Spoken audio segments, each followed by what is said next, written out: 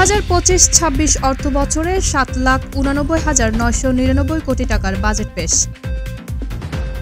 Major Sinha হত্যা মামলায় OC প্রদীপ ও লিয়াকত আলীর মৃত্যুদণ্ড বহাল রেখেছেন হাইকোর্ট। জলাবদ্ধতা নিরসনের জন্য নগরের বিভিন্ন স্থান পরিদর্শন করছেন city mayor doctor Shahadat Hossain.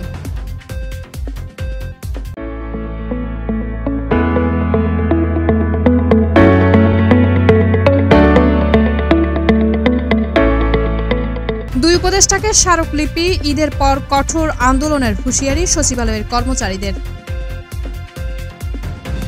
বিকেলে প্রধান উপদেষ্টার নেতৃত্বে জাতীয় ঐকমত্য কমিশনের দ্বিতীয় ধাপের সংলাপ। বিএনপি মাইনাস করার প্রচেষ্টা থাকলে তার জবাব দেবে নেতাকর্মীরা। মার্চ টু সচিবালয় কর্মসূচি পালনের ঘোষণা দিয়েছে জুলাই অভ্যুত্থানের নেতৃত্ব দেওয়া সংগঠনগুলোর জোট জুলাই ঐক্য। ন্যাটোতে বড় আক্রমণ করতে যাচ্ছে রাশিয়া, যুদ্ধের প্রস্তুতি নিচ্ছে ইউরোপ। মায়ের মৃত্যুতে পাকিস্তান যেতে চেয়ে ভিসা পাননি সঙ্গীতশিল্পী আদনান সামি।